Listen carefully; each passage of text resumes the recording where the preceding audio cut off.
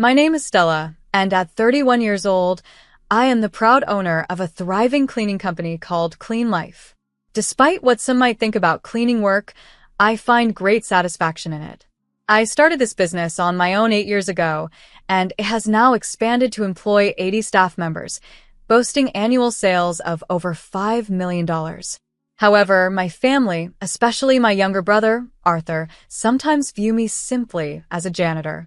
Arthur is 23 and is currently studying medicine at a prestigious private state university, where the annual tuition is $85,000. For the past 3 years, I've been paying for all his educational expenses that his student loans don't cover, as our parents are not in a position to afford it. I've always wanted to support his dream of becoming a doctor.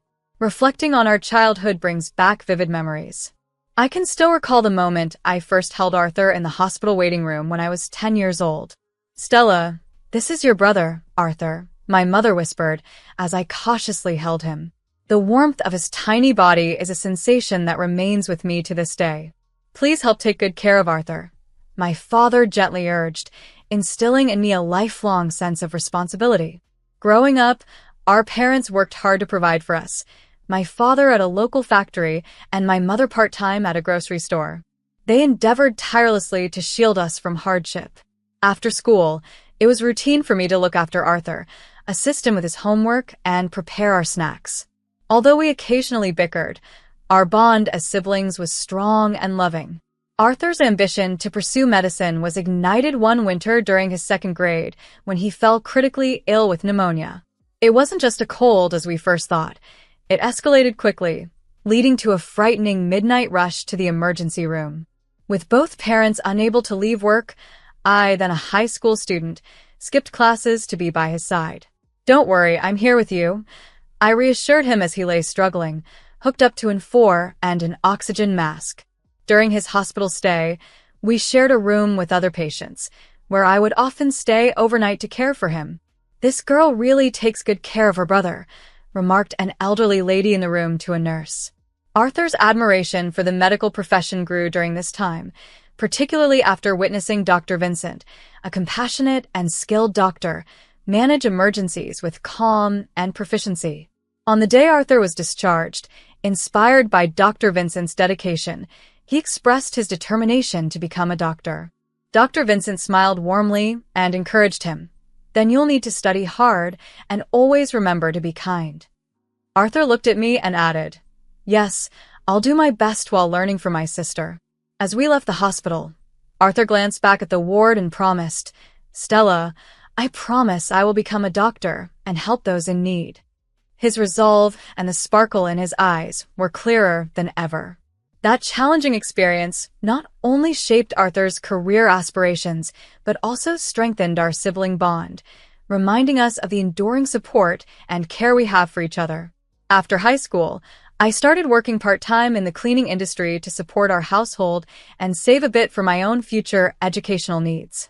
Initially, I felt a bit embarrassed about the job, but I quickly learned that cleaning involves meticulous, often unseen efforts and distinct skills. My first gig was at a small local clinic. I would arrive early in the morning to polish the waiting room floors, wipe down the windows, and scrub the toilets. One day, the clinic director expressed his gratitude, saying, "Thanks to you, Miss Stella, our patients can receive their treatments in a comfortable environment." His words significantly shifted my view of cleaning. Another memorable compliment came from a patient who remarked, "The place looks brand new after you clean it up, Stella." These affirmations of my hard work are something I still hold dear. After graduating, I secured a position with a large building maintenance company. I was drawn to the role because I believed in the underlying principle that cleaning supports people's everyday lives. During my time there, I learned various cleaning techniques and management skills. By my second year, I was managing the cleaning of a large commercial facility, overseeing a team of over 250 staff members. The work was intense, starting before dawn, and often extending late into the night. I occasionally covered multiple shifts, including late and early ones, and worked extensive overtime to fill in for absent staff. These were incredibly busy days, but they taught me invaluable lessons. Our team was diverse, from elderly workers with years of experience to part-time housewives balancing jobs and family life.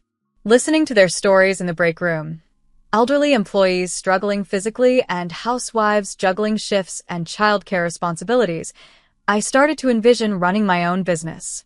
I wanted to create a better work environment for my colleagues, one that would support their lives as much as they supported others through their cleaning. Encouraged by an older colleague who noticed my dedication and attention to detail, "Stella, you are really suited for this job," I began to educate myself on business management.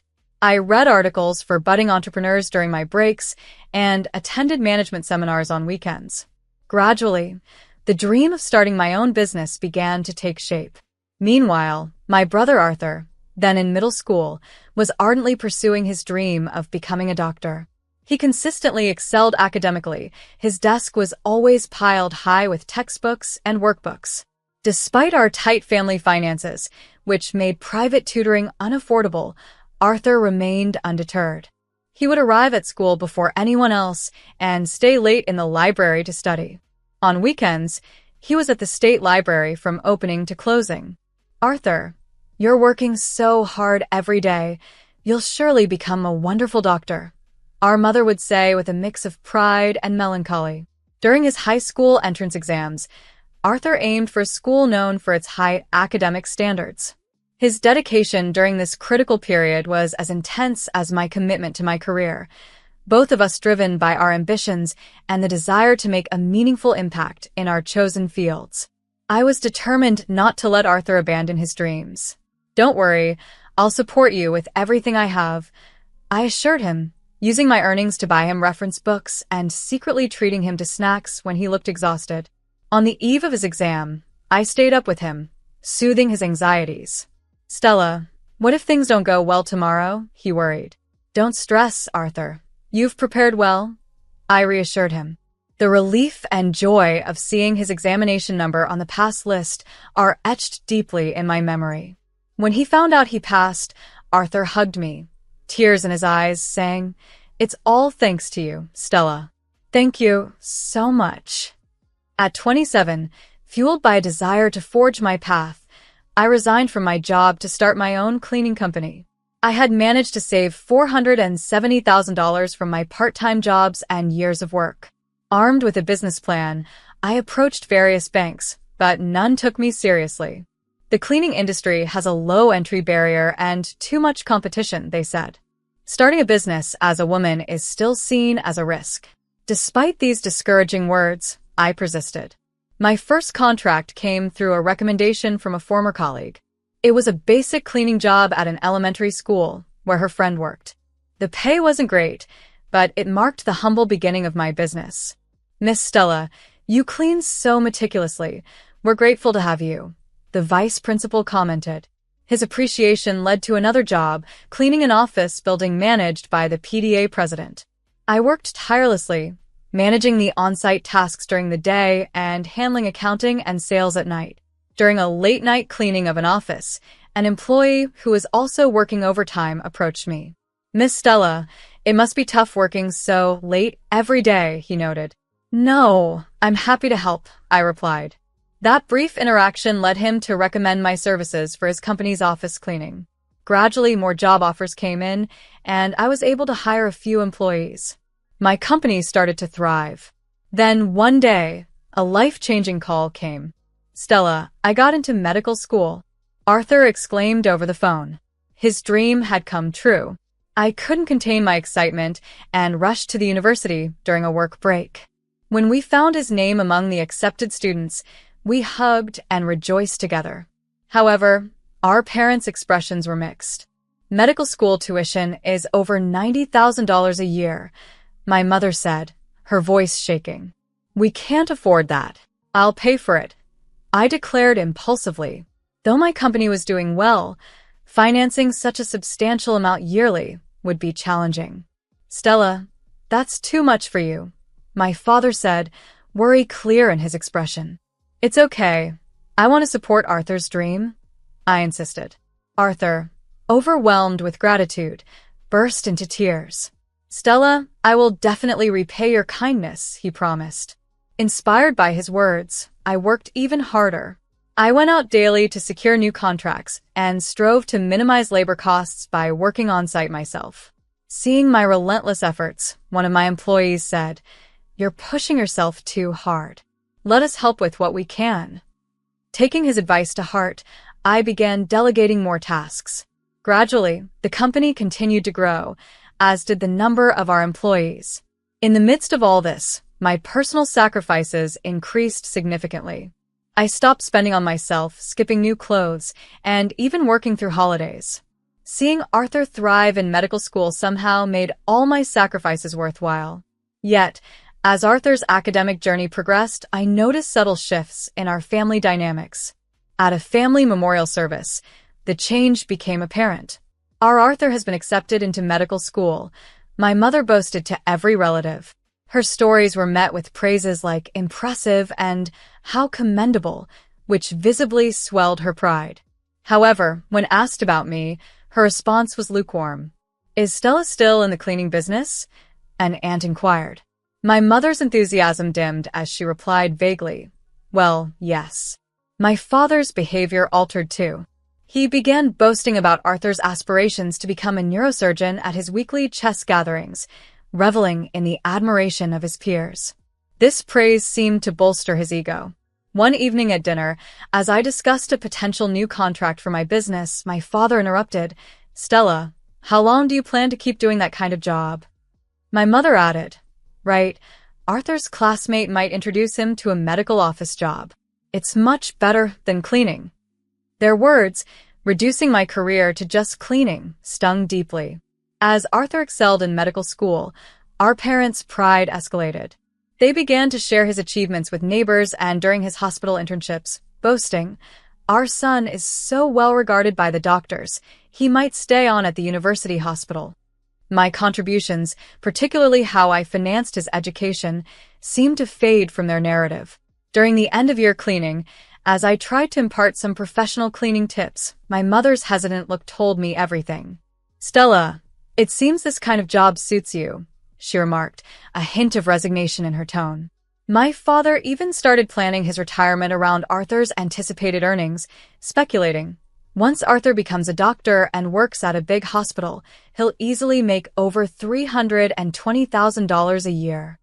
Home conversations increasingly revolved solely around Arthur. I felt as if my existence was slowly being erased. At family gatherings, discussions about my business were swiftly overshadowed by updates about Arthur. "Stella is managing," my mother would say briefly, quickly shifting to, "But Arthur?" A turning point came at a neighborhood Christmas party. "Your son is in medical school? That's really impressive," a neighbor commented. My mother responded with evident pride, "Yes, perhaps it's a result of our upbringing. We've inspired him to pursue a dream in healthcare." I was taken aback by her words, feeling as though my daily efforts and financial sacrifices had been completely overlooked. Frustrated and feeling undervalued, I decided it was best to distance myself from my family home. This decision allowed me to maintain a relationship with them without the constant overshadowing of my contributions. However, a significant event soon disrupted our family dynamic further. It was during the autumn of Arthur's senior year that he began dating a fellow medical student, Maya. She was the talented and beloved only daughter of a family that owned one of the top general hospitals in Boston. Arthur was enamored. "Maya is amazing, but I'd like to know more about her. Can you introduce me sometime?" I asked him during a call. Yeah, sure, but it's exam period now, so maybe later," he replied. This promise repeated over the years, yet I never got the chance to meet Maya. Initially, I wasn't too concerned, understanding the hectic nature of medical school life. Though work kept me occupied, an unsettling feeling began to creep in regarding my brother, Arthur, and his relationship with Maya.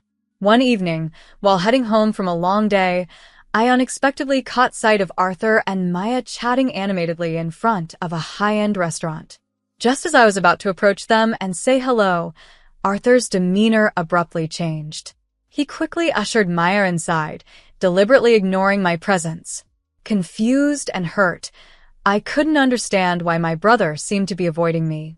Then came the disconcerting phone call from my mother about our upcoming family Christmas party, an event steeped in tradition and one I had never missed. Her voice was heavy with hesitation. "Maybe it's better if you don't come this year," she suggested. Shocked, I struggled to comprehend her words. The Christmas party had always been a time of joy for us. My mother's homemade cakes, my father's dress as Santa Claus, and the special moments of sharing handmade gifts with Arthur. It was more than a celebration. It was a reaffirmation of our family bonds. "What do you mean?" I asked, trying to mask the hurt in my voice. "Well, Arthur is bringing Maya, and her parents will be coming too," my mother explained, her tone uneasy as if she was withholding more. That moment triggered a flood of memories. Nights spent caring for a feverish young Arthur, supporting him through his middle school entrance exams, and the countless sacrifices I had made for his future.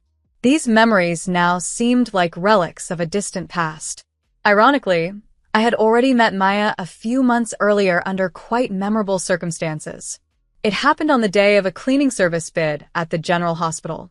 After presenting my bid alongside other contractors, I was reviewing documents for the next project in the hallway when a hurried woman nearly collided with me.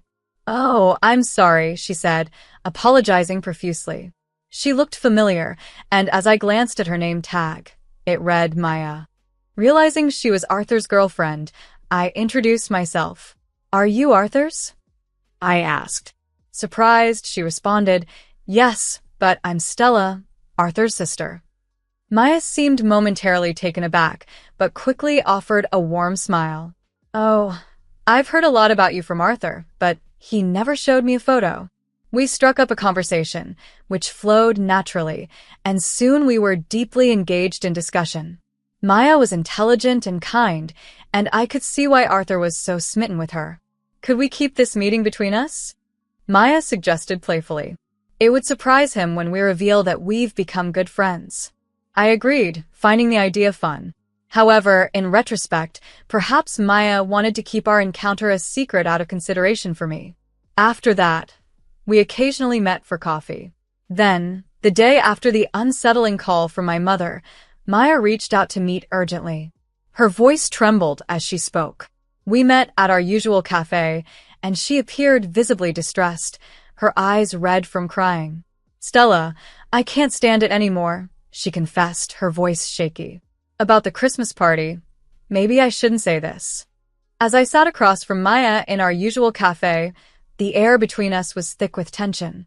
She took a deep breath and hesitantly started to share what she had inadvertently overheard, a conversation between Arthur and our mother that shook me to my core. Maya's family shouldn't find out that his sister is a janitor, they had said, worried that it could jeopardize Arthur's relationship and even his future career prospects in medicine. Hearing this felt like a betrayal, as if the bond one had with my brother for the last 25 years was being dismissed in a single stroke. Arthur had even suggested that I be excluded from family gatherings, seeing my profession as an obstacle to his ambitions. My parents had apparently agreed, rationalizing that it was for his future in the exclusive world of medicine. "Don't worry, Stella will understand," they had said, as if my feelings and sacrifices meant less than maintaining a facade to benefit Arthur. For years, I lived by the mantra, "Because you're the big sister," always putting Arthur's needs before my own. But now, this role felt profoundly shaken. As Maya continued, she revealed something even more personal. Her mother had been a janitor at a hospital for over 22 years, a job she performed with pride and dignity. "Cleaning is an important job that protects people's lives," her mother had always said. Tears welled up in Maya's eyes as she expressed deep respect and gratitude for her mother's work. At the Christmas party, despite knowing the conversation, Maya had expressed a desire to meet me, to which Arthur had derogatorily referred to my job as just a janitor. Overwhelmed, Maya's tears spilled over. "I can't be with someone who dismisses my mother's life like that," she said, trembling with emotion. That night, back in my office, I sat in the dark, lost in thought. The computer screen in front of me displayed the payment history for Arthur's tuition, over $90,000 paid over 5 years. Not counting the additional loans I had taken out to cover his living expenses and tuition gaps. It was a stark reminder of the sacrifices I had made, the crystallization of my sweat and tears. Looking out the office window at the lonely nightscape, the phrase, "a janitor's sister," echoed hauntingly in my mind. But I am proud of my job. I support people's lives and maintain their environments. It's a role that is by no means a source of shame. In the days that followed, filled with anger and sadness, I received a brief message from Maya. "I've decided to break up with Arthur. I cannot be with someone who dismisses my mother's life like that. Thank you for everything, Stella." Deep down, I might have sensed that our situation would lead here, but the reality struck me hard and fast. That night, I made the difficult decision to stop paying for Arthur's tuition. A few days later, a notice of unpaid tuition arrived at the university. Confused and angry calls came from both my parents and Arthur. "What is this? Didn't you promise to pay for the tuition?" my mother frantically asked. "Stella, what happened?" "Arthur's future depends on this," she cried. It was a moment of reckoning. I realized I had to stand up for my dignity and show that my contributions and sacrifices were not to be taken for granted or hidden away as a source of shame.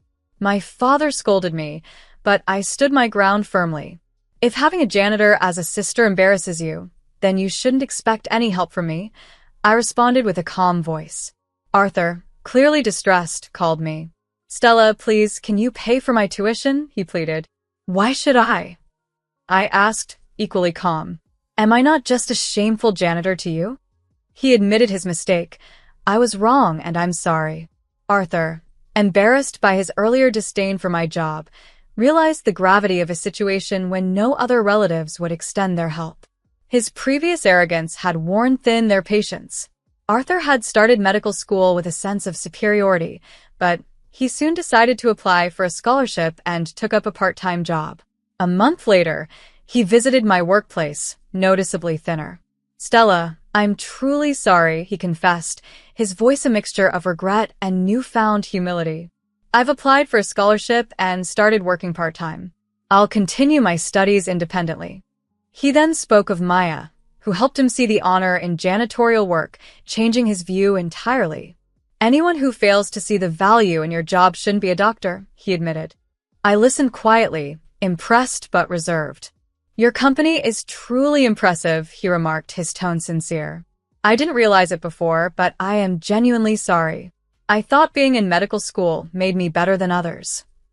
His voice was free of its former arrogance.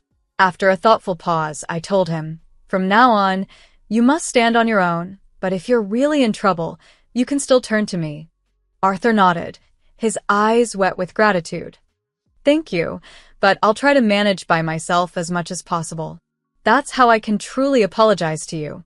Months passed, and Arthur truly changed. He worked weekends at a local clinic and tutored on weekday evenings.